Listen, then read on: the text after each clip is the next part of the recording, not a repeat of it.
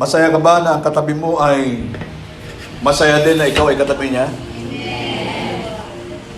Glory to God.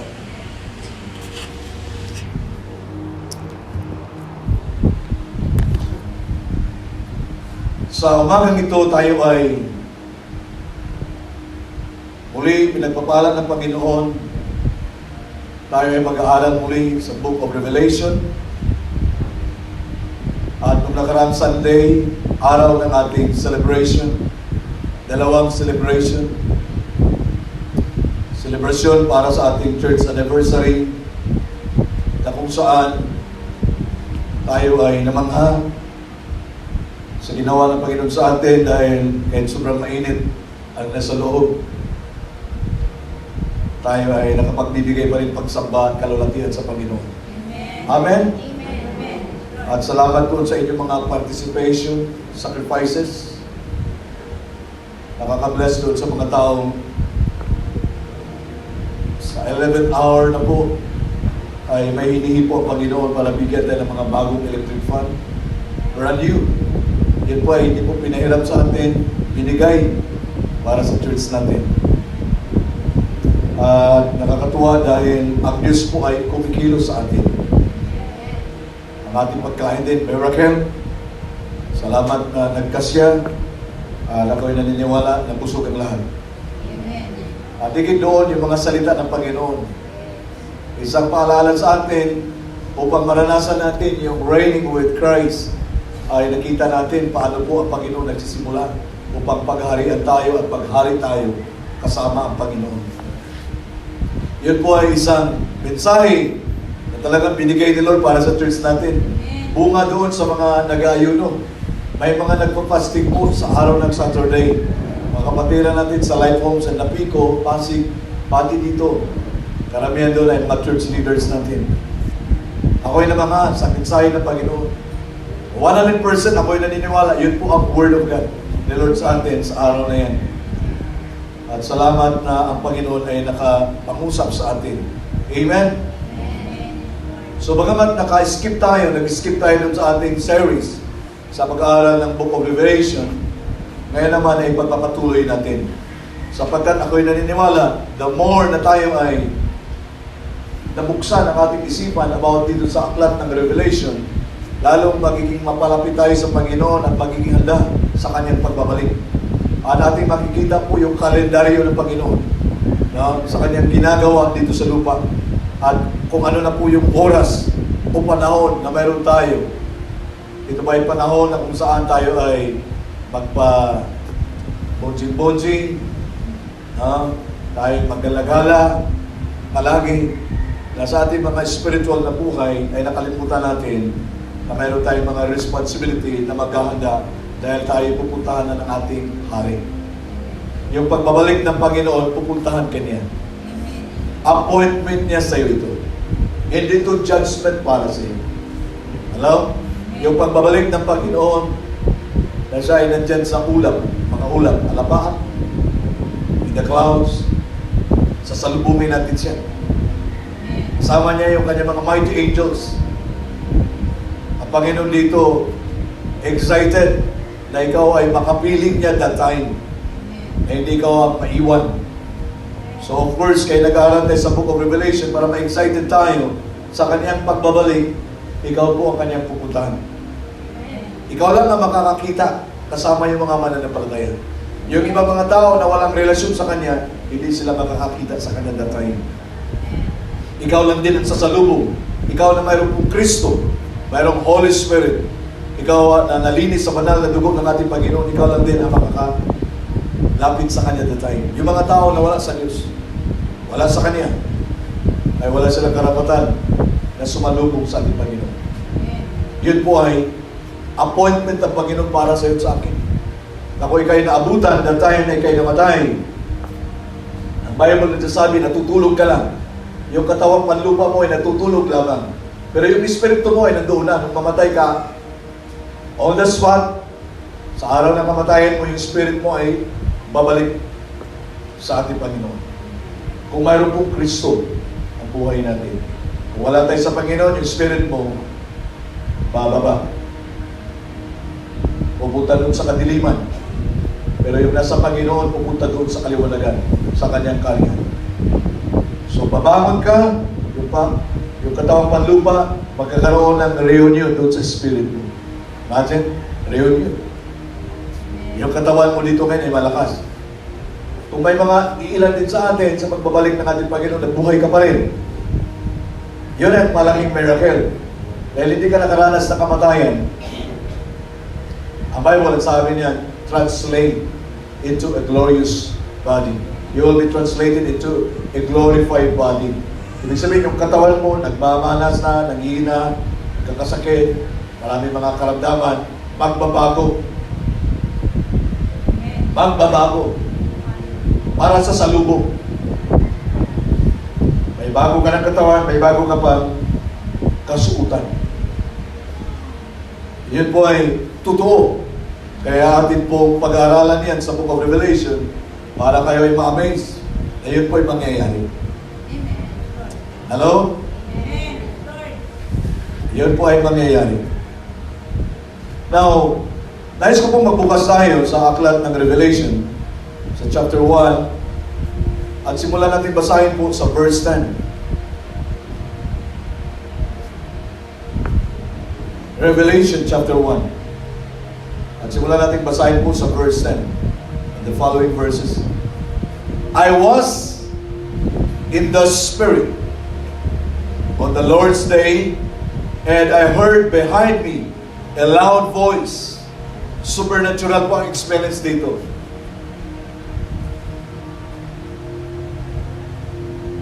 Like a trumpet saying, write what you see in a book and send it to the 7 churches. Mayroong supernatural revelation at ipaparating doon sa mga iglesia.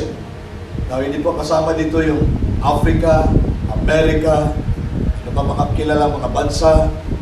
Ito po ay naka-specific sa mga churches. Yung supernatural message natanggap po ni Juan supernaturally. Kaya kung bahagi ka sa church ng Panginoon, because of Jesus, itong revelation na ito ay para sa iyo. Amen? Hindi ito para sa kahit kanino. Now, ang church ng Panginoon ay of course nasa Amerika, ang marami, nasa Africa, nasa China, sa Japan, pero hindi naka-specify sa mga bansa, kundi sa mga churches. Hello?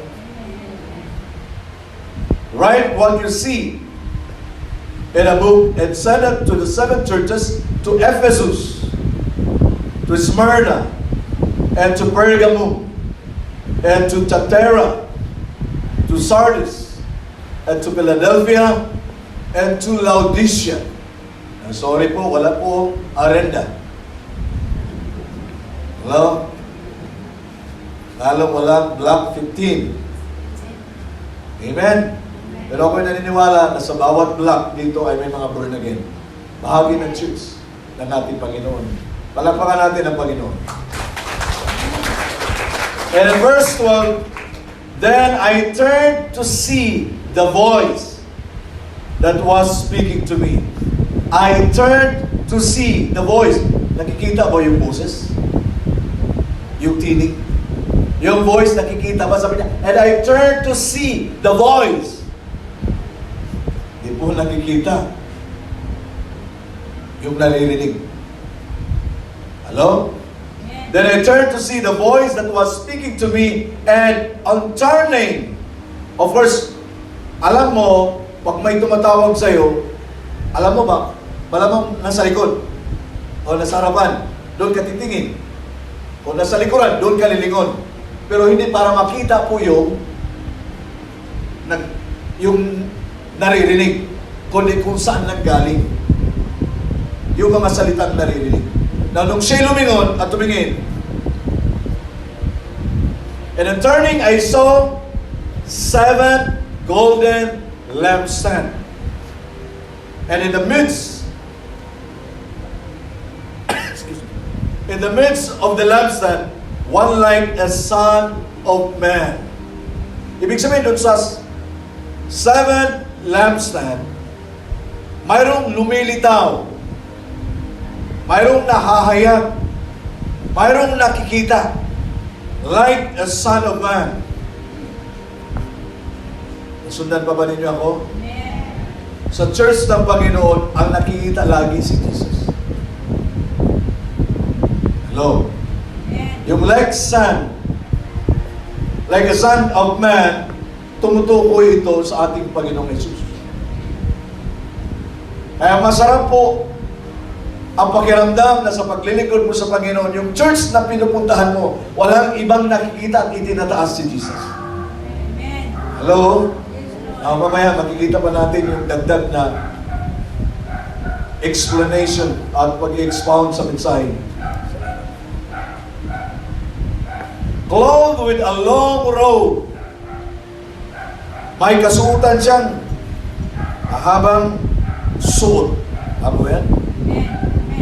With a long robe and with a golden sash around.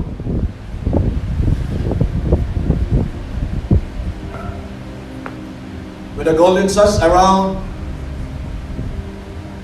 his chest, parang mayroon pong big kiss. Big kiss. Sa kanyang dibdib. No, nakabig kiss. With a golden sash, so parang ginto, golden. Yung pamigkis. Around his chest. And verse 14, the hairs of his head were white like white wool, like snow. So yung pagdidescribe niya, white like wool and like snow. Ano ang nakikita niyo sa lugar ng Rizal na medyo maputi-puti?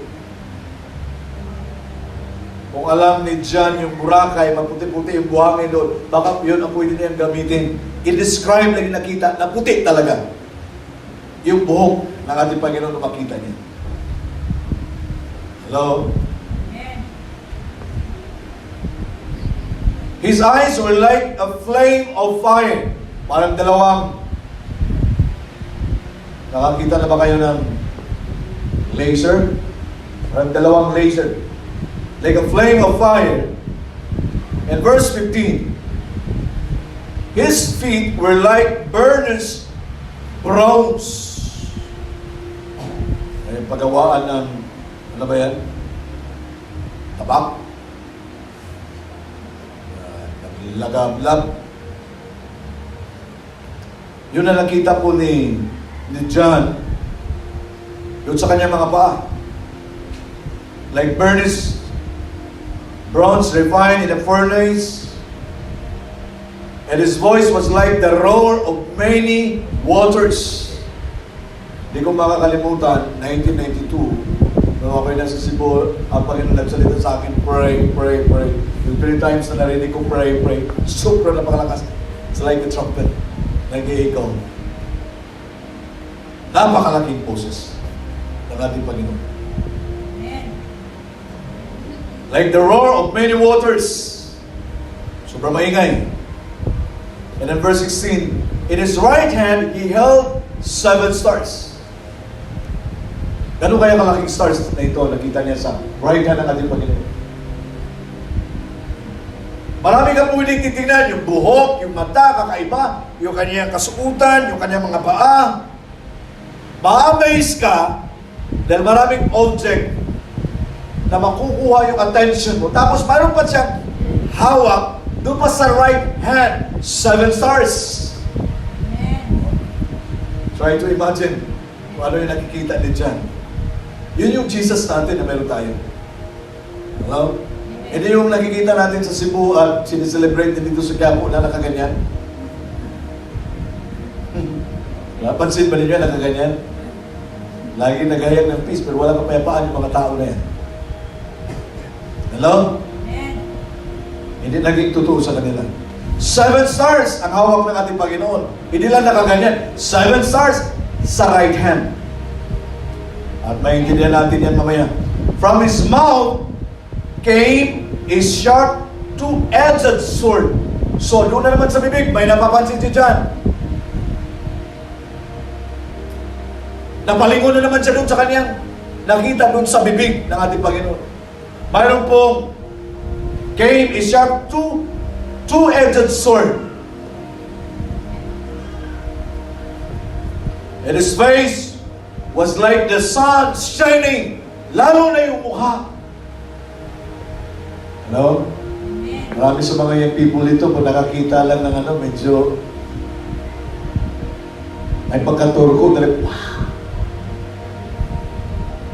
Yung mga kalalakihan naman natin, pag nakakita na medyo yung ilong ng babae, medyo hindi na kailangan ng collagen.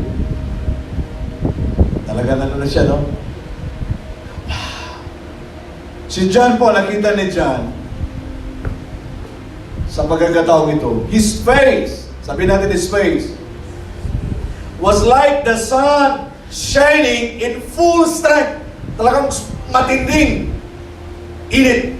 Tama ba yun? Halos nakakabulang na yun sa atin pag tinutukan mo yung araw na sobrang matindi na init. Ibig sabihin yung mukha ng Panginoon, hindi mo masyado matutukan. Shining! Kaya ang ating pagsamba dito, buhay na buhay kasi ang Panginoon natin, buhay! So shining! Hello? At saka yung 7 stars. Sa unahan ng mga talata, makikita natin kung sino yung 7 stars doon. Yan po yung mga angels. At pag pinalaliman pa niyo yung pag-aralan yung angels na ito, hindi yung angel si Archangel Gabriel, Michael, hindi po, kundi mga messengers, pastors na namumuna ng church. Hawak ng right hand of God. Yung right hand, signifying the power of God, signifying the blessings of God. Amen. Eh, iba po yung mga pastor. Eh, kung ang mga people dito, marami sa inyo, nakaramdam kayo, tinawag kayo na magpapastor. Highest calling sa lahat ng calling na mayroon po tao. Amen. Pastor. Hello? Mayroon bang nakalagay dito na mataas yung kanyang kinikita sa kumpanya, manager siya, o siya yung CEO, nandoon kasama sa 7 stars. Unique po ang mga pastors. Amen? Double blessing ang mayroon dyan. Hawak ka sa kapangyarihan ng Panginoon, hawak ka sa pagpapalak ng Panginoon. Hello? Amen. Now, alalahanin natin muli, nasabi ko na sa atin to. Si John this time was exiled. Ano yung salitang exile? Muli, tinignan ko muli sa dictionary. Ang salitang exile, parang forcefully, inalis ka sa bansa mo at inilipat ka doon sa isang lugar na hindi mo gusto. Kaya, you're exiled sa isang lugar na hindi mo gusto, napilitan ka lang dalhin doon. Nawalan natin si John, the beloved, dahil sa kanyang pagmamahal sa Panginoon at nakikita niya si Jesus ay totoong Messiah, namatay, nabuhay muli. Nakita nila ito, nasaksyan nila. Yung kanyang kainitan sa paglilingkod sa Panginoon. Yung boldness, nandoon yung katapangan na magayang salita ng Panginoon. Pinagbabawalan na po sila sa authority. Sa mga religious leaders, sa mga Romano, pinagbabawalan na po ang mga mananampalataya na magayang about Jesus. Pero mayroon po mga ilan-ilan tumatayo, like John the Beloved, matapang na nagsasalita about Jesus, na ang Panginoong Isus ay nabuhay muli. Siya ang tagapagligtas, siya ang pag-asa ng bayan ng Israel.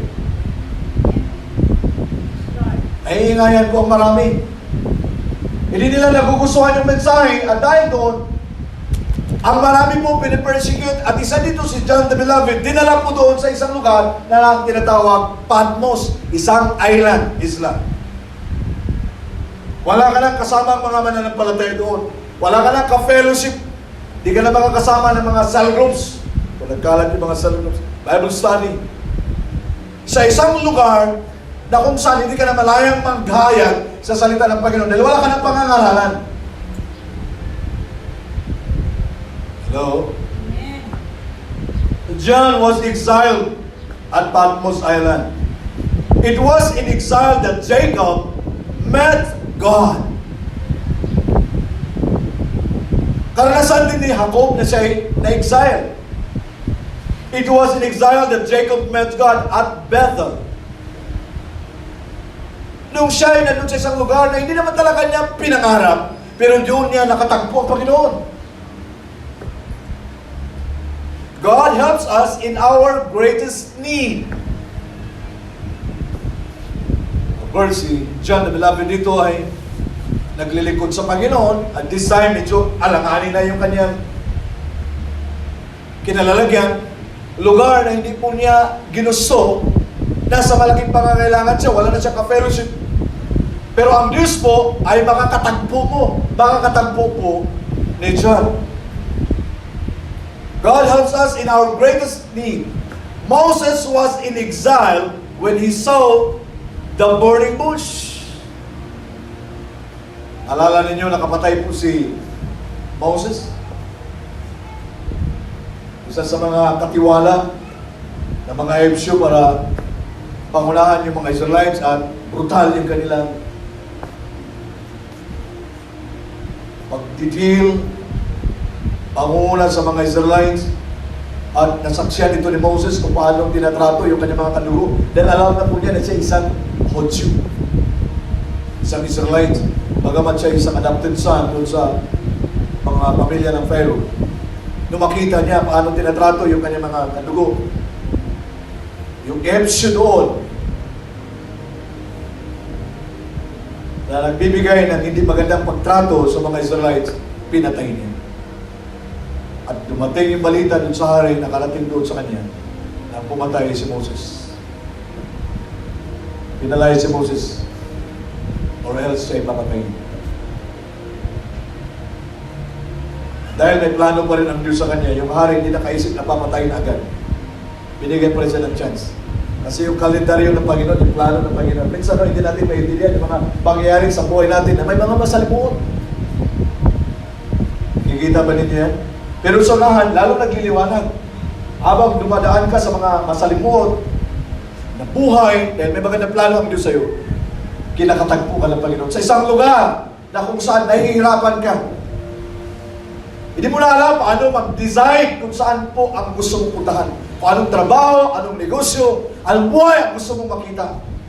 Sa time na yan, doon mo makita, kakatagpuin ka ng Panginoon. Amen! Dahil ang Diyos may magandang plano sa buhay mo, palakpakan natin ang Panginoon. Elijah heard the still, quiet voice of God while he was running for safety.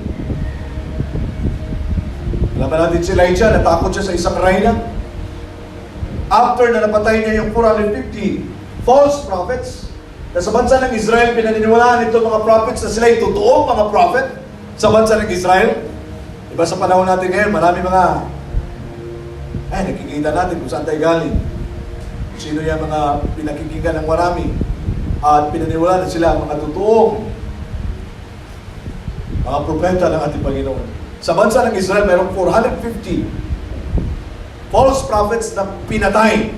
Marami pang mga false prophets doon, pero pinatay ni Elijah 450. Dahil sa katapangan na mayroon siya galing sa Panginoon. Pagkatapos nangyari ito, alam niyo, mayroon pang apoy galing sa langit. Para patunayan lang, sa bansa ng Israel at doon sa mga false prophet na mayroong nag-iisang Diyos, at yun ang Diyos ni Elijah. Na hindi pinaniwala na maraming mga tao na si Elijah ang totoong propeta ng Panginoon. Amen.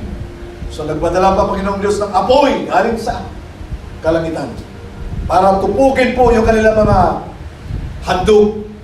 Alam po niyo yung mga handog ni Moses, handog ni Elijah, yung offering. Nandun sa ibabaw ng altar. Pinuno pa ito ng maraming tubig. Paano matutupok ng apoy yan kung pinuno ng maraming tubig?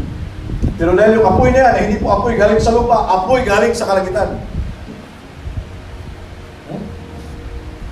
Apoy galing sa kalangitan. Lahat po na nandoon sa ibabaw po ng altar na ginawa ni Elijah para to prove that there is a living God dyan sa kalangitan.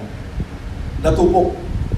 After na nangyari ang lahat, display ng kapangyarihan ng ating Panginoon at napatay niya ang maraming mga prophets, false prophet, ni Ahab. Pinaghahanap siya ngayon ng reyna, siya na naman ang papatayin. At dahil nalaman niya na pinaghahanap siya ng reyna, siya po'y nagtatago. Siya po ay tumidistansya sa isang lugar na kung saan nandoon po yung reyna. At baka siya ay mahanap at makita at siya ay papatayin.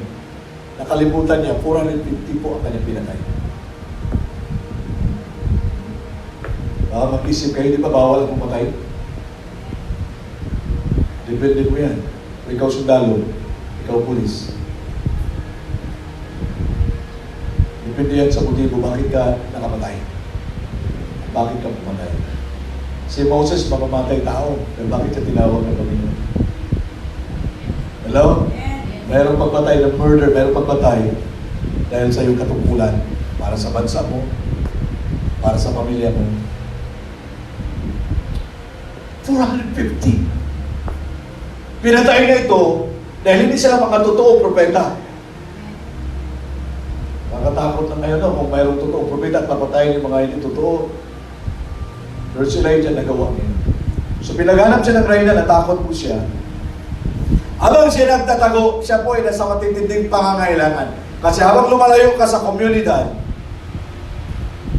yung mga daily basic needs mo, magkakaproblema ka ngayon. Subalit, habang siya lumalayo doon sa isang lugar na kung saan nanganganib siya, doon niya narinig ang Panginoon. Elijah heard the still quiet voice of God. Still quiet voice. Sa matitinding pangangailangan, ang Diyos po ay nagsasalita. Still voice. Magulo ang puso, magulo ang sitwasyon, pero ang pananalita na narinig mo, sobrang kalmante. Relax. Elijah, my servant, my prophet, still quiet voice. Sa bahay natin, magulo na yung sitwasyon, walang pera, walang magandang trabaho, walang magandang negosyo, nagsisigawan pa kayo. Kakaproblema ka na. But this time, nakikita natin na si Elijah heard the still quiet voice of God while he was running for safety. Now, Daniel was also exiled when he saw the Ancient of Days. Ancient of Days, tumutukoy yan sa ating Panginoong Jesus. Tinatawag din siya Ancient of Days. Sa Old Testament, nakita ni Daniel, Ancient of Days si Jesus. Kaya sa Old Testament, si Jesus ay nandun na po. No? The theophany of Jesus. Mula sa Book of Genesis, Exodus, Leviticus, Numbers, Deuteronomy, lahat, bawat aklat, nandoon po si Jesus. Pag kayo po ay nagpapalalim sa pag-aaral. Kaya nung dumating si Jesus, hindi ba nyo alam na lahat ng binabasa nyo dyan, lahat na nandyan nakikita nyo ay tumutukoy patungkol sa akin? Narinig ba ninyo yan? Lahat na isinulat dyan, it's all about me, about Jesus. Signs and shadows, prophecies about Jesus. Amen. Ulitin ko po, yung hawak po ni Jesus na nakita po ni John, the beloved, 7 lampstand na nandoon po yung like a son of man sa kalagitan, in the midst doon sa lampstand. Starring pa rin ang Panginoon. Sa Old Testament and New Testament, starring ang Panginoon. Two-edged sword. Lumalabas sa mouth, that is the Word of God. Old Testament and New Testament. Puros na tuloy. Halos magkapareha po yung talim. Two-edged sword. The Word of God. Hello? It's like, paano sinabi doon kanina? Sa verse 16, from his mouth came a sharp, two-edged sword. Now ngayon, yung hawak mo, Old Testament and New Testament. Available yan. Magkapareha po yung talim. Hello? Amen. Matalas.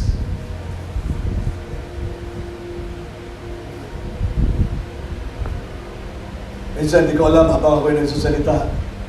Baka masyadong sobrang malalim na po ang aking sinasabi sa inyo na hindi masyado. Kaya inuunti-unti natin upang mas lalo niyong ma-appreciate and you will embrace the revelation of God para sa atin. So doon sa buhay ni Daniel, when he was exiled, he saw the ancient of days. Anong purpose? Bakit ito yung ginawa ko introduction? Imagine, ikaw si John, the beloved. Isa-isa nakikita mo mula sa buhok, sa bibig, sa kamay, sa kasuutan, sa mga mata, sa mga paa. Saan ka ngayon dito? Ikaw na dyan. You are exiled. Wala kang kasama. Nasa isang lugar ka na nakapunta ka dyan. By force, hindi mo ginusto. Kung saan nandun ka sa sobrang, paano ko ba sasabihin? Sa isang sitwasyon na talagang nakakapanghihina, nakaka-discourage.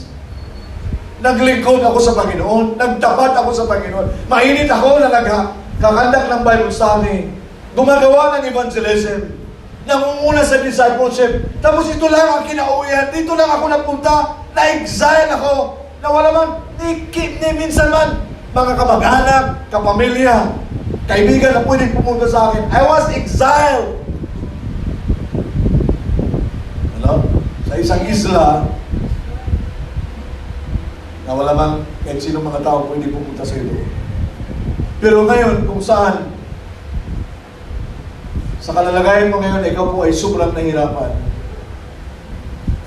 Like Daniel, like Elijah. Ano pa mga tinitingnan natin kanina? Moses, Jacob. Kinatagpo siya ng Panginoon. Ang nakikita niya ngayon, hindi na po yung isla na Patmos. The mouth, the eyes, the hair, the hand, 7 stars.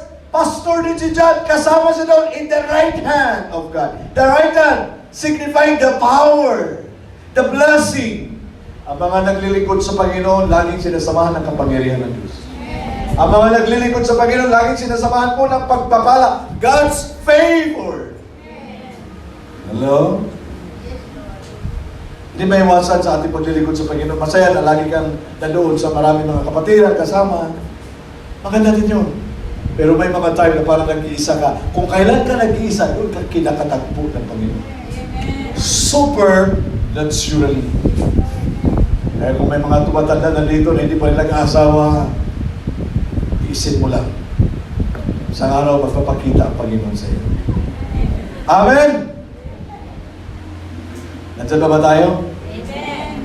In verse 10, sa chapter 1 ng Book of Revelation, I was in the Spirit. I was in the Spirit. Lahat sa atin ngayon dito na may hawak na mobile phone na walang internet connection, hindi ka pwede kumonect ng YouTube. O anumang mga connection na pwede kang may access dyan, wala kang access dyan kung wala kang internet. Hello? Amen. Amen. Mayroong mga bagay na nandyan, hindi mo makita yung eyes like a flame of fire, hair like a wool, like snow. Hindi mo makikita yung mga supernatural revelation and vision mula sa ating Panginoon pag tayo po ay walang connection doon sa Spirit ng ating Panginoon. Ang sabi rito, I was in the Spirit. Sabihin natin, I was in the Spirit. Pananalangin ko po na sa ating mga experiences, lalo na sa year 2022, lagi kang nasa Spirit of God. Amen. Hello?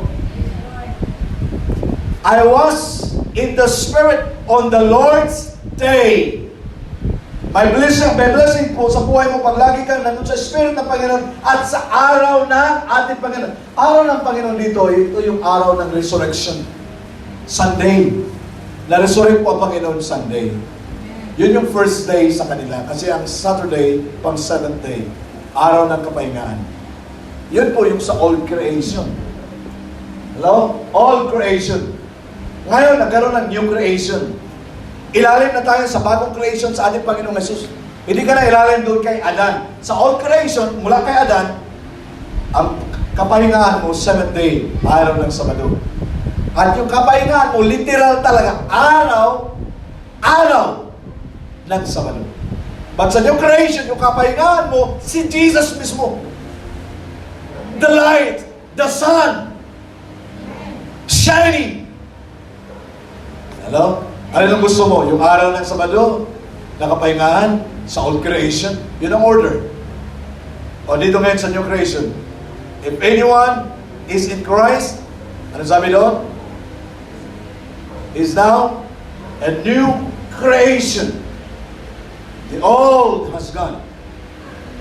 The new has come. Mayroong bagong na-create. Yung ang Holy Spirit po, pagkapasok sa'yo, it's a new creation sa buhay mo. Hindi mo kaya yun. Yung gawin kang saint, gawin kang santo. Buhay ka pa ngayon, gawin kang saint.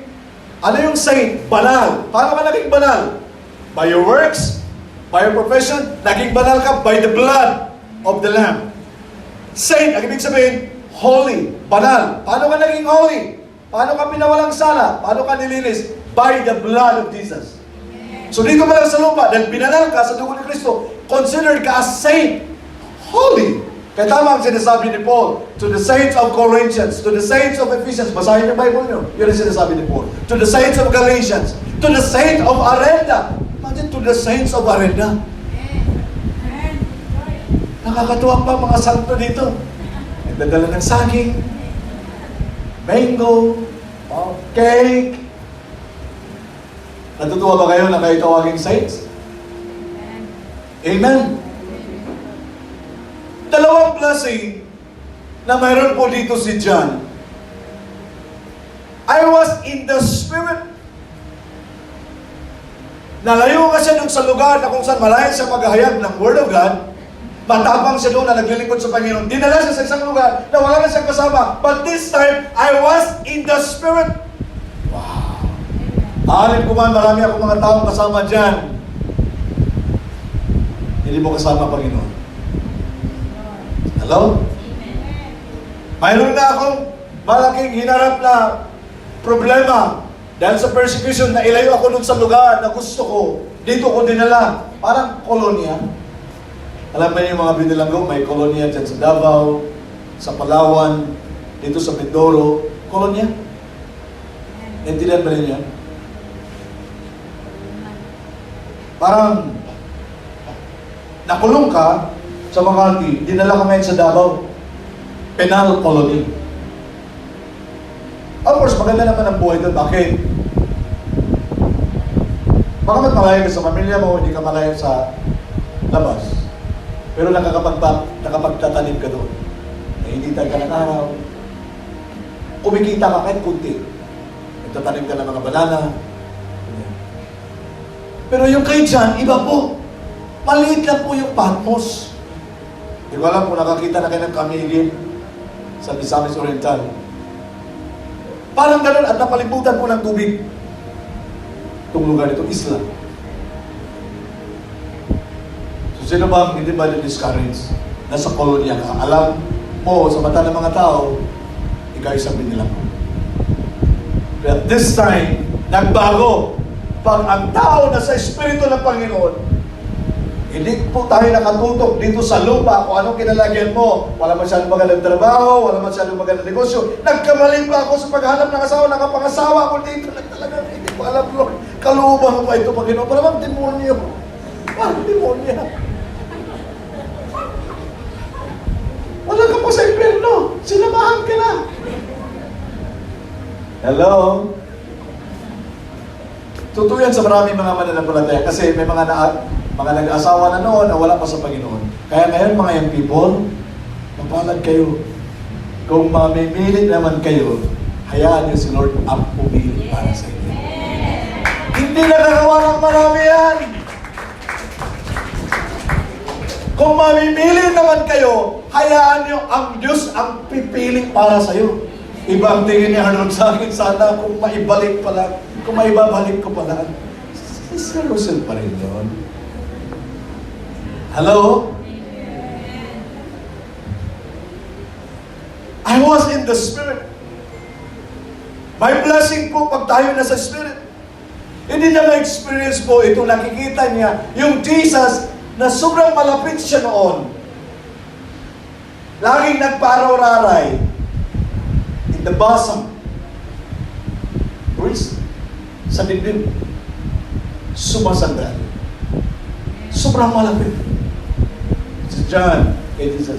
But this time, isa-isa nakikita niya. Doon pa lang sa mga mata, wow! Sa atin ngayon, nakakakita ng marami sa atin ng laser. Sa kanya, first time, paano palang ganun klase? Parang laser. Kaya pag tumingin ang Panginoon sa'yo, hindi ka niya tinitingnan panlabas. Kasi ang mata niya, it's like a flame of fire. Alam ba ninyo kung anong sinasabi doon sa 1 Samuel chapter 16, verse 17? 1 Samuel chapter 16, verse 7. 7 pala. But the Lord said unto Samuel, look not on his countenance or the height of his stature, because I have refused him.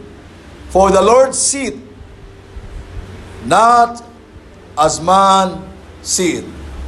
For man looketh on the outward appearance, but the Lord looketh on the heart. Ang Diyos po, hindi tulad ng tao na tumitingin sa panlabas. Kaya kung ang Diyos po ang mamimili para sa mga kabataan natin, para sa mapapangasawa po, ang tinitingnan niyang panloob. Hello? Tayo mga kabataan, minsan nadadala tayo sa panlabas.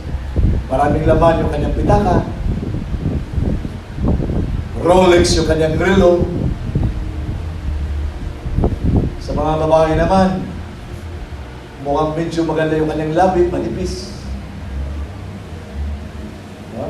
Alam niyo, bago-bago panahon, may panahon na gusto ng ibang tao, manipis yung labi. Mayroon naman panahon na gusto nila makapal yung labi. Kaya nagpapa-engine, makapal na naman. Nasubraan naman yung iba. Dahil sa amin na medyo makapal-kapal yung aming labi, glory to God, blessing ito, blessing. Marami kayong nagpapapicture sa amin. No? Blessing. Amen?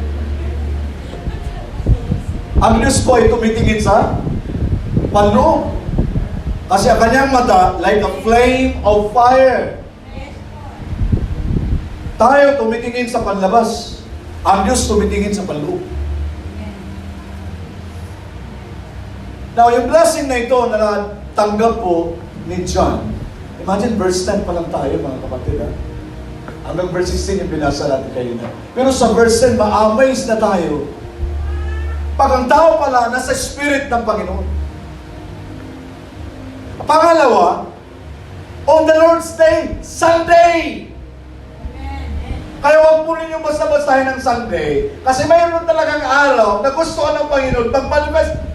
Si Jesus lagi nagpapakita doon sa mga disciples nung siya'y na-resurrect. Araw ng Sunday talaga. Ano kaya ibig sabihin? Hello? Araw ng Sunday. First day. Gusto na Panginoon, unang araw pa lang sa isang linggo, refresh ka na. Nagsisimula pa lang yung araw mo sa isang linggo, malakas ka na. Nakakunig ka na sa Kanya. May pag-asa ka. May direction ang buhay mo. First day of the week. Hello. Amen. Kaya pag araw ng Sunday po, sa atin pag 7th day na yung Sunday, pero sa Bible, ang araw ng Sunday, yun talaga ang unang araw. Dapat itong araw na ito, bago tayo magtatrabaho bukas Monday, nakargahan ka na. Walang bayad na ma-energize ka ng ating Panginoon. Hindi mahal po yung kanyang grasya, yung kanyang anointing, yung kanyang presensya. Walang bayad. Pag pumunta ka ng Petro, Shell, Caltex, ano pa mga gas station dyan, nagmamahala na po ang gas. Kailangan tayo ma-energize. Unang araw pa lang, kayong Sunday, huwag mo skip. Kahit maraming schedules, maraming kang appointment, huwag mong i-miss. Kasi ang Diyos sa araw ng Sunday, nagsasalita. Amen. At gusto niya yung araw ng linggo. Tayo, gusto natin, araw ng Tuesday na lang, Lord, makikinig sa'yo, o araw ng Wednesday, may Bible study naman doon, o araw ng Friday. Ang Panginoon, araw ng Sunday, gusto kanyang makausap. Kaya dapat maintindihan mo ito, pag araw ng Sunday, appointment ng Diyos yan sa'yo, huwag mo siyang biguin. Nasubukan naman yung makipag-appointment. Dumating ka na doon sa lugar na kung saan kayo makikita. Tapos biglang tumawag, pasensya na, matatagalan pa ako, patraffic. Di ba? Either saan ka doon, ikaw natagalan, o ikaw nag-aantay. Imagine, araw ng Sunday, nag-aantay lang Panginoon sa'yo dito. Araw ng linggo, nag-aantay ang Panginoon, gusto kanyang maka-appointment. Amen. At sa araw ng Sunday, siguradong-sigurado tayo, spirit natin, buhay, nakatune in. Amen. Kasi sa pagsisimula pa lang, nag-worship na tayo. Bakit mayroong worship? Bakit mayroong mga praises? Nagkakantahan, nag-aawitan tayo. Ang totoo, ini-ignite po yung ating puso na ang ating puso po ay makakonect sa spirit ng ating Panginoon. Kasi nasa flesh pa rin tayo. Di ba yung nalalaman? Di ba yung naiintindihan pagpunta niyo sa church, marami sa inyo mabigat na kalooban. Inahata ka ng flesh na parang ramdam mo, ayaw kong magsimba. Makikita ko naman yung kagalit ko dyan. Makikita ko na naman yung katampuhan ko dyan. Iniisip mo yan sa Kanya, iniisip niya sa'yo. Hello? Amen. Lalo lang, iniisip din ng Diablo, huwag ka na nga pumunta. Amen. Kasi yun po yung flesh. Baka akala ninyo, yung nasa likuran lang po nyo, yung nasa katabi, at ikaw, lahat tayo. Kasi yung flesh po, minsan nakakaramdam ng negatibo. Sensitive siya, ayaw mo na pag-negative. Negative na yung buhay ko, negative na yung bahay ko, negative na yung trabaho ko, negative na yung negosyo ko, negative yung kasosyo ko, negative yung ka-churchmate ko, lahat negative. Ayaw niya ng negative. Hello? Naghahanap siya ng positive. Alam niyo yung kurintin niyo, hindi yan naandar kung walang negative at wala din positive. Alam niyo yan. Sa mathematics, negative plus negative equals negative. Pero negative plus positive, ang equivalent po dyan, positive. Positive plus positive, mas lalo. Alam ba niyo sa math yan? Mathematics ba yan? Mukha sa science yun eh. Negative plus negative, kaya ayaw talaga niya pumunta pag nakita niya negative. Ano dyan? Negative eh. Negative lang ako. Pumunta ba ako dyan sa negative? Glory to God. Yung church po, lagi positive. Kahit may mga negative sa atin. Huwag ka magpapadala kasi negative plus positive equals tingnan niyo si John. Ang napuntahan niyang lugar, negative. Pero ngayon, I was in the spirit positive. Glory to God. Negative plus positive, paglingon niya, napapawaw siya. Si Jesus ang nakikita niya. Kaya kung may mga negative experiences tayo at tayo lumapit sa Panginoon, pumunta sa church, ang makikita natin, doon sa 7 lampstand, mayroong Jesus, like a son of man. Lilitaw pa rin yung positive. Hindi na po naalala. Siya na siya po isang binilago. Siya ay nasa isang kolonya sa Patmos. Ang nakita niya, wow, isa-isa. Glory to God. Amen? Ulitin ko po, negative plus negative. Negative na ang buhay mo. Kung nakita mo negative, huwag kang tumutok sa negative. Pag pumunta ka sa church, Jesus. Nandyan si Jesus. Sino sa inyo dito na lalo kayong umibig, nagmahal sa Panginoon dahil marami kayong mga negative na experiences. Pero nakita pa rin ninyo ang kabutihan ng Panginoon. Napapawaw kayo. Amen? Lalo kayo nagsasabi sa Panginoon, hallelujah, praise the Lord. Salamat Lord na lahat dinaanan ko ito, nandyan ka. Ang Panginoon ang pinasalamatan mo, hindi yung mga negative. Salamat Lord sa mga problema na nandyan, na naranasan ko, nandyan ka. Salamat. Doon ka nagpasalamat sa Kanya, hindi sa mga problema. Kasi walang sino man sa atin magpapasalamat dahil namatayan ka, nanakawan ka, nasunugan ka. Pero salamat na nangyari ang natin ito, nandyan ka. Salamat, hindi mo ako iniwanan. Marami kasi mga nagsasabi na para bang binigay ni Lord sa iyong experience yan na masunugan ka. Iniingatan ka na ng Panginoon eh. Namatayan ka, nagkasakit ka. Kaya nga, nandyan lagi ang Panginoon para dyan. Mayroong nagdi-destroy, mayroong nagbi-build. Mayroong pumapatay, no may pumapatay, mayroong nagbibigay ng buhay. Pinapatay yung negosyo mo, yung trabaho mo, yung connection mo, pinuputo lahat. Mayroong nagbubukas.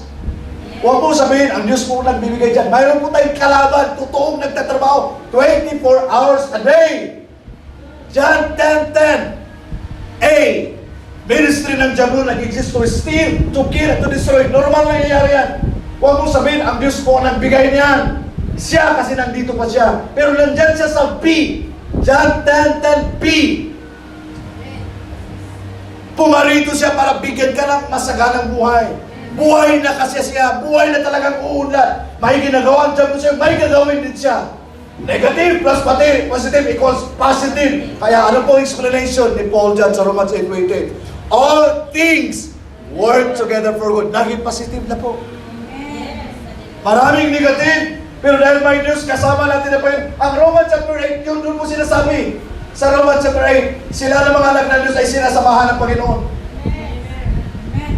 Those who are sons of God are led by the Spirit of God. Those who are led by the Spirit of God are sons of God. Romans chapter 8, verse 14. Pagdating sa 28, ang equivalent, mayroong nga mga problema, daming negatives. Pagdating sa 8:28, dahil kasama mo, Panginoon, all things work together for good. Those who love God and called according to His purpose.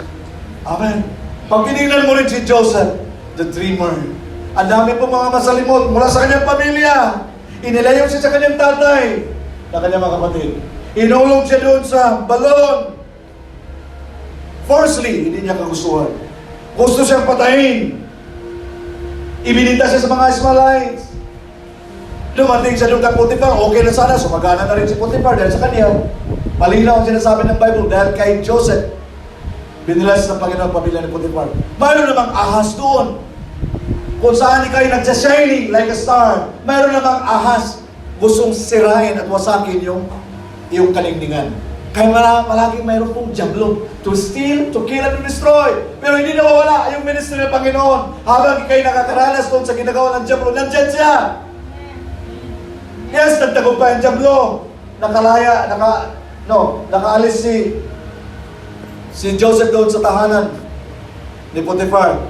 Nalayo siya doon sa tahanan ng kanyang tatay, si Jacob. Nalayo siya doon sa kanyang amo. Napunta siya sa kulungan. Puro negative, sunod-sunod. Positive na sana doon yung kay Potiphar. Bumalik naman sa negative. Pero dahil ang Genesis chapter 39 verse 2, nagsasabi doon, and the Spirit of God was with Joseph.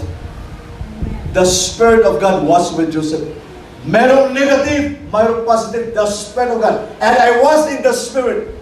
I was in the Spirit. Genesis 39 verse 2, and the Spirit of God was with Joseph. Yun po ang huwag mawala sa atin. Hello? Amen. Katakot-takot po ang makikita ng judgment sa Revelation. Pero kung doon sa chapter 1, sigurado ka, mayroon kang Spirit, hindi sa'yo yan. Yung unang pag-uusap ng Panginoon doon sa chapter 1, pag-uusap na ang mga anak na Diyos sinasamahan na kanyang Espiritu. At maging malinaw yung revelation about Jesus sa'yo. Kung sino po yung Jesus, hindi mo maiintindihan at maunawaan yung Jesus na nasa Bible kung hindi po tayo nakakonect sa Spirit ng ating Panginoon. Hello? Punta tayo sa 1 Corinthians chapter 2. 1 Corinthians chapter 2.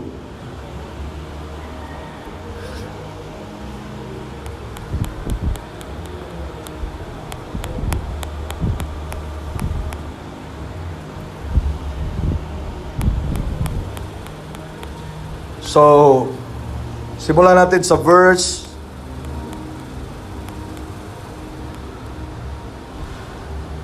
1 Corinthians Chronicles para napuntahan ko.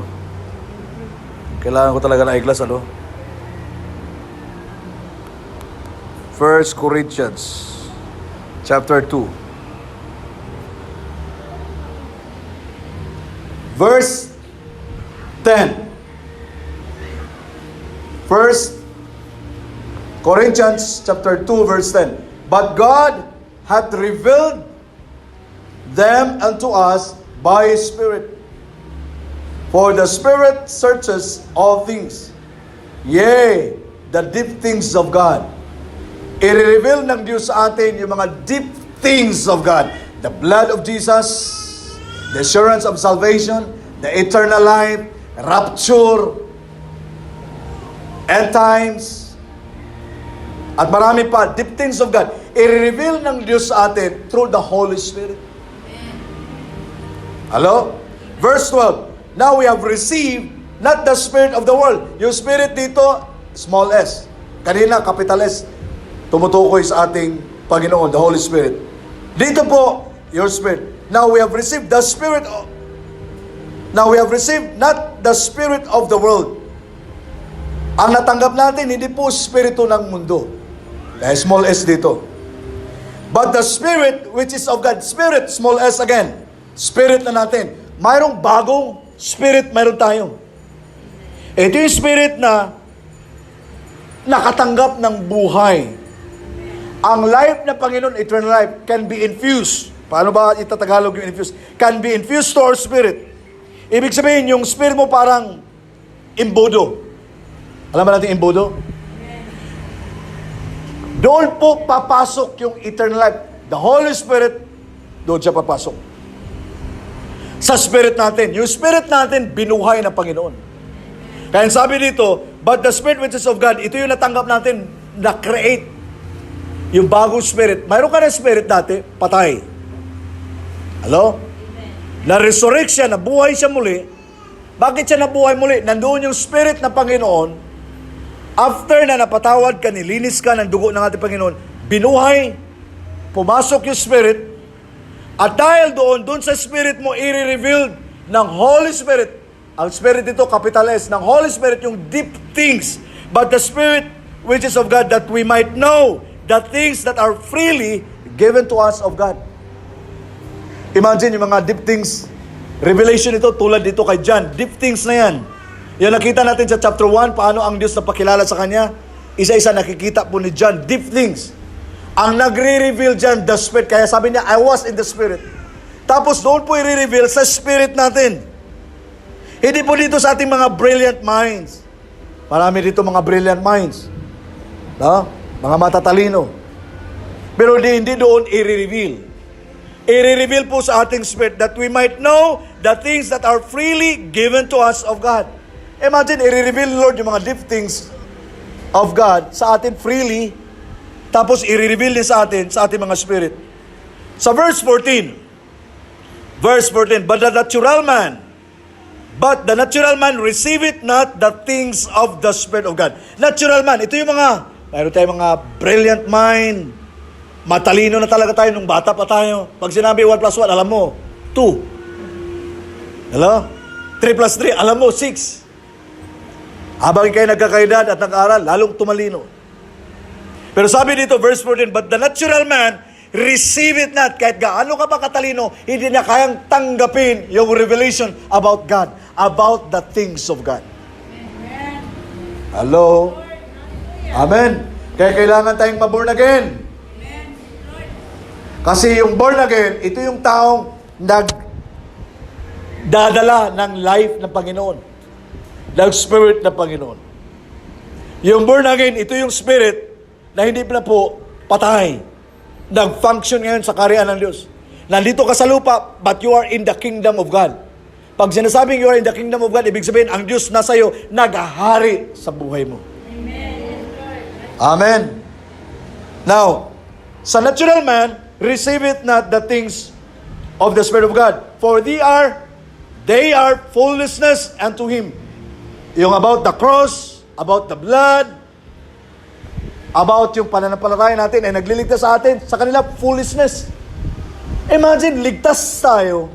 Hindi sa ating mga mabubuting gawa. Ligtas tayo by the blood of Jesus, by His death. Sa ibang mga tao, no. Hello? Hindi po. Napaka-imposible na sa dugo, ikaw maliligtas. Pero sa atin, clear po ang revelation na intindihan na unuan dahil ni-reveal ng Panginoon sa atin sa ating mga spirit, hindi po dito. Kasi dito, nag-iisip, nagre-reason out, nandito yung reasoning, logic, pinapapandar yung utak, yung isip. Minsan, sa sobrang pag-iisip, hindi mo naintindihan yung maraming mga bagay. Pero sa ating spirit, by faith, mayroong substance, hindi masyado na-explain, pero naintindihan sa puso mo, pinaniniwalaan mo. Hello? Halimbawa, yung Diyos nagkatawang tao, kaya mo ba explain yan? Pero yung puso mo, nanampalataya, kahit hindi masyado na-explain, paano nangyayari ang Diyos magkakatawang tao? Para bang tao, pwede ka magiging tuko o tiki? Napaka-imposible. Si Sister Jubel, yung mababait yan sa Arinda Black 14, naging tuko. Napaka-imposible. Hello? Kasi gusto niya iligtas sa Black 15, ang daming tuko, mamamatay na sa baha. Walang maglilid. Hindi naiintindihan ng mga tuko yung mga tao magsabi, nandito kayo, hindi maintindihan. Kailangan ang tao maging tuko. Pero paano siya magiging tuko? Mystery po yan. Diyos na walang pinagmulan. Makapangyarihan, eternal God, powerful God, nagkatawang tao. Paano mo maiintindihan? Kaya maraming mga tao hindi naniniwala na si Jesus ay Diyos. Sabi nila tao lang kasi hindi maiintindihan. Pero sa atin, ang Spirit natin born again, nire-reveal na Holy Spirit, naiintindihan. Hello? Kahit nga yung mga pastor dito hirap magpaliwanag, pero naiintindihan. Amen. Bakit? Ang faith po, minsan wala explanation. Basta naunawaan mo. Para bang umiibig ka na? Iniibig mo yan, isa lang ang mata. Di ba kayo nagtanong na mayroon pong bulag? Nakapangasawa na maganda? Di naman bulag. Mayroong walang paa, walang kamay. Nakita ba yun si Nick Butchiki? Kilala ba niyo si Nick Butchiki? Nick Butchiki? Butchiki ba? Butchiki? Wala pa! Wala kamay! Pagkaroon gano'n pala stable, no? Pero, worldwide evangelist, ang asawa! Grabe! Walang sinasabi yung ating mga Miss Universe sa Pilipinas. Totoo. Minsan, ang pagmamahal, parang pananampalataya, wala explanation. Basta love ko siya. Kaya may mga magulang sa church natin na galit. Adik yan. Walang kinabukasan yan. Yun ang gusto mo pang asawain. Hindi basta mahal ko talaga, Nay. Iyak-iyak pa. Di ba, Sister De? Kasi love ko eh. Hello? So for they are foolishness unto Him, neither can He know them. Hindi nila naiintindihan, hindi nila maintindihan. Sana yung mga young people natin, pagdating sa pag-ibig, huwag naman kayo mabulag. Amen? Pagdating sa pag-ibig, yung pagmamahal ng Panginoon ang inyong maramdaman. Bakit mahal mo yung taong yan? Yun ang para sa iyo at mahal ng Diyos yan para sa iyo. Amen? Because they are spiritually discerned. Pag sinasabing spiritually discerned, walang buhay sila spiritually. Kaya marami mga tao dyan sa loob ng church, kahit ang pangangaral, malinaw para sa marami sa kanya, hindi naiintindihan. Bakit? Walang connection. And I was in the Spirit. Hindi na sinasabi dahil matalino ako, nahagip ko itong ganitong karunungan. Ganon yung mga scientists eh. But sabi niya, I was in the Spirit. Ibig sabihin, nandyan yung Holy Spirit. Supernatural experience. Binuhay yung kanyang pag-iisip, yung kanyang palingin, na makita niya yung spiritual realm. I was in the Spirit. Nasa connection ako ngayon sa spiritual realm. Yun ang kailangan natin. Amen? Kasi, ang pag-aaral natin sa Book of Revelation, lalo maging malinaw po yung mga ni-reveal ng Panginoon doon kay John pag tayo ay nakakonect din sa Spirit ninyo. Ulitin ko ipapasulat ito ng ating Panginoon doon kay John sa aklang. At to send, ano ba Tagalogin? Ipapaabot, ipaparating sa 7 churches. 7 churches, hindi po England. Hindi po Disneyland. Hindi po New Zealand. Hello? Hindi po Arindaland. 7 churches. Ano yung church? Ecclesia. Ano yung ecclesia? Ito yung mga called out ones, redeemed by the blood. Ito yung pinalahanan ng Holy Spirit. Sila po ang papadalahan. Kung ang katabi mo, hindi pa bahagi ng church, kahit nasa loob ng church, hindi po sa kanya ito. Kailangan maging malinaw sa atin ito. To the 7 churches, bakit 7? Sumisimbolo ito sa complete universal church. The Catholic Church. Eh, pag tinanong kayo, anong church kayo? Catholic. Ba, ibang doktrina, pastor namin. Ang totoong church ng ating Panginoon sa lupa, Catholic. Ano yung sabihin ng Catholic? Universal Church. Nagkataon lang, hinawakan ito ng Roman. Lumalayo na po doon sa totoong Apostolic Catholic Church. Bakit Apostolic? Ang unang nagsimula yung 12 Apostles. Apostolic, Catholic, Universal Church. Catholic Church.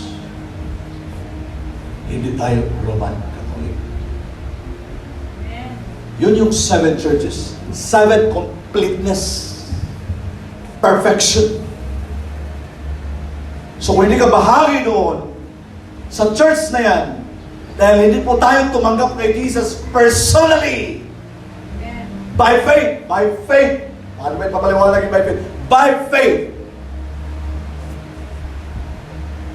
Tinanong mo yung darling mo, mahal mo ba ako? Sabi niya, opo.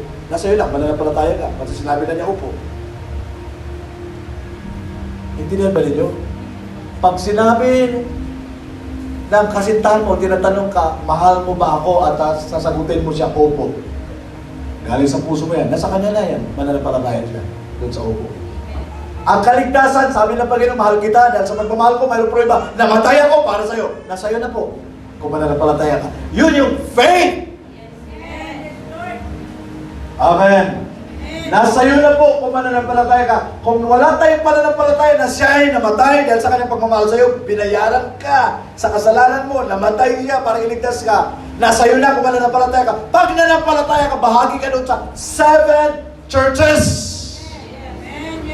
Nung sinulat po itong Book of Revelation at nagpakita ang Panginoon kay John, mayroon na po mga more than 60 local churches. Bakit 7 churches na po? At may mga naisipin pangalan. Now, sa sunod natin pag-aaral, isa-isayin natin yan. Pero at least ngayon, nakita niyo yung 7 churches, kasama kayo doon kung kabilang ka sa church. Catholic Church. The body of Christ. Hello? So alam na niyo ang ibig sabihin ng Catholic? Universal. Church na natin. So ibig sabihin, kung bahagi ka sa church ng ating Panginoon, dito ako magtatanong. Kung bahagi ka sa church ng Panginoon, hindi mo maintindihan, gano'n bang kaganda yung Revelation, Book of Revelation, hindi mo maintindihan ito kung wala po tayong connection. Tulad sa binasa natin kanina sa 1 Corinthians chapter 2, verse 10, 14, at susunod pa mga verses. Dahil yung natural man, hindi mo maintindihan ang mga bagay, yung deep things. Kasi para sa inyo, kung wala sa atin yung Holy Spirit, ito ay foolishness, kamangmangan. Bible, gawa ng tao lang yan. Sa Bible pa lang. Paano ka maniniwala sa loob ng Bible kung yung Bible pa lang sinabi mo na, yung Bible, gawa-gawa lang ng tao yan. Hindi mo pa nga nabasa ang nasa loob, na-judge mo na yung Bible. Hello? Samantalang yung Bible, mayroong dalawang malaking aklat. Old Testament and New Testament. Mukha ni Jesus na hindi pa masyadong maliwanag. It's like a shadow. Hello? It's like a type. Pagdating po sa New Testament, naging clear si Jesus kasi siya ang fulfillment. Pag pinagsama mo yung Old Testament at New Testament, naging visible yung God na hindi nakikita ng mga tao noon. Pag tinitingnan mo yung Old Testament, ang makikita mo sa Diyos, judgment. Kaya nung dumating si Jesus, alam niyo anong nasa isip ng mga Hudyo? Hindi sila maniniwala na si Jesus yan. Siya yung Diyos. Kasi ang na-picture sa kanilang kaisipan, na-picture out yung God, the God of judgment. Mahirap napitan. Lagi nagagalit. Pinapatay ang maraming tao. Pagdating dito, lagi nagpapatawad. Patawarin yung mga kawan nyo. Love all your enemy.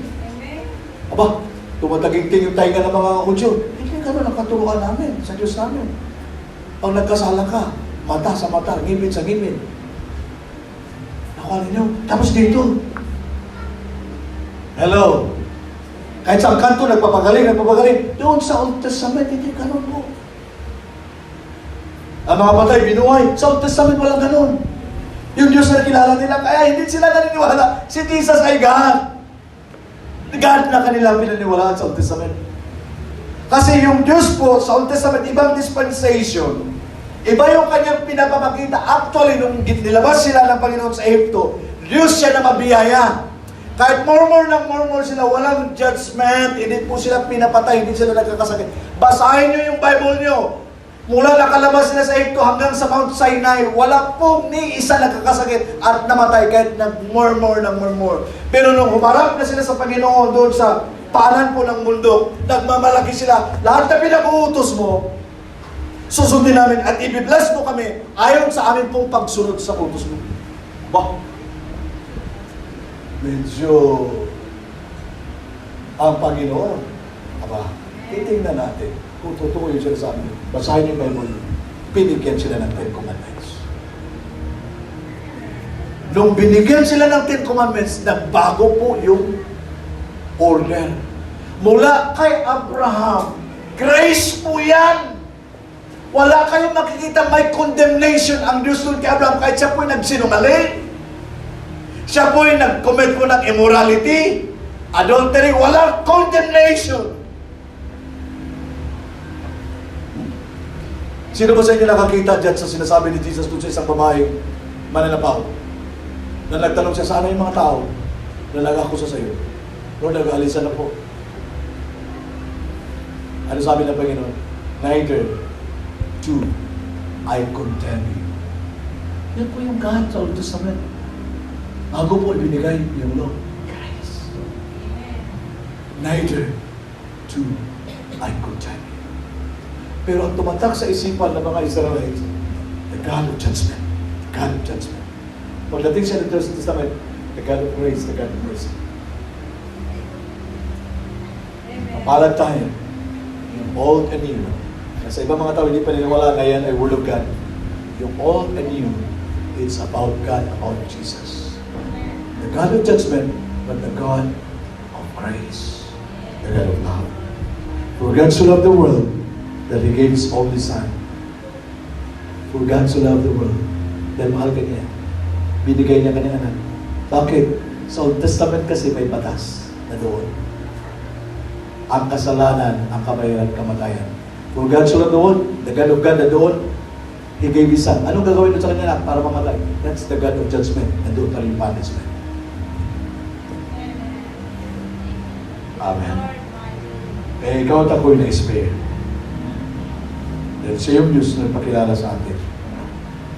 Now, sa Book of Revelation, doon sa chapter 1, makikita nyo yung kanyang kasukutan, may mga sumisimbolo doon na siya yung judge, may sumisimbolo din doon na siya yung high priest. Sa sunod din na pag-aaral. Makita nyo yung clear nakatatayuan ng ating Panginoon as God and man. High priest and man. God as a judge. Chapter 19, babalik siya dito with the mighty host of angels as the King of Kings. Yan po ay tumatayo siya as God. Ngayon, doon sa 7 lampstands sa pag-aaral natin, nandoon po si Jesus like a son of man. Man! God siya but like a son of man. Man! Tao, tumatayo as high priest. Bakit po kailangan ng church yung high priest? Kasi bawat araw nagkakamali ka pa rin. Pero yung kanyang kamatayan, hindi pwede makansil. Mayroon na siya binayad sa iyo. Kaya araw-araw lagi siya nagpiplead sa Amahan. Kaya hindi lagi condemnation na sa iyo. Favor. Blessing. Amen? Mercy. Kasi ang nakikita ng Diyos Ama sa kanya, yung God of judgment, pina-experience na niya doon sa kanyang anak, yung parusa. Judgment para sa iyo sa akin. Yun po yung Diyos. Mamayon tayo. Mapagmahal. So ngayon, unti-unti na naging malinaw sa atin yung double, 2 Egypts 4, yun yung Word of God, na lumalabas sa Biblia natin Panginoon. At ngayon, hawak natin, old and new. Pareha yan, may talim. Makapangyarihan. Makapangyarihan ang law, kaya pong pumatay, yan sa kasalanan. Makapangyarihan po yung grace. Sa New Testament, kayang bumuhay. Puro po may kapangyarihan. Doon po sa Old Testament, sa law, under the law, pinakamabubuting tao pwedeng mapahamak. Bakit? Sa 10 Commandments, pag nagkasala ka ng isa, nagkasala ka sa pangalawa, nagkasala ka sa pangatlo, lahat nagkasala ka na. Isa lang doon, nagawa mo kasalanan, lahat doon, nagkasala ka na. Ganun katindi ang law. Wala siyang magagawa may tutulong sa tao. Yun ang sinasabi ni Paul, hindi siya nakakatulong na ikaw'y maliligtas, kundi pinamumukha sa iyo na makasalanan ka. Ang law, ang sinasabi lang doon sa law, nangangailangan ka ng tagapagligtas. So nagpupuwit siya ngayon, nagtuturo ng Savior. Sinner ka kahit anong gagawa mo, pinaka-best man o pinaka-good person na mayroon tayo din sa lupa. Palpak pa rin doon sa 10 Commandments. Pero dito sa under the grace sa New Testament, pinakamakasalanan. Like Paul, sabi niya, I am the chief sinner. Chief. Imagine, may sinasabi si Paul, kung nagbabasa kayo ng Bible, sa mga sinulat ni Pablo, sabi niya, he is the Pharisee of the Pharisees. Alam mo niyo yung ibig sabihin ng Pharisees? Pharisee of the Pharisees. Kung may mga hari dyan, ako ang hari ng mga hari. Kung may mga pari dyan, ako ang pinakapari sa mga pari. Ibig sabihin, head. I am the Pharisee of the Pharisees. Pero sabi niya, I am the chief sinner. Pinaka-good person si Pablo, pwede natin gawing example. Pero sabi niya, siya pinaka-matitindi makasalanan. But, matitindi makasalanan, iligtas ng Panginoon. Pinaka-worst na tao sa mundo, kayang iligtas sa grace. Pinaka-mababait na tao, under the law, kayang mapahamak. So, at least makita natin yung balanse. Ngayon, nasa panahon tayo ng biyaya. Anong kasalanan ang mayroon ka sa nakaraan? Ako ka nakakilala sa Panginoon, you will be saved. You will be forgiven. Bakit? May nagbayad na sa kasalanan. Palakpakan natin ang Panginoon. Ngayon lahat ay tumayo. Glory to God.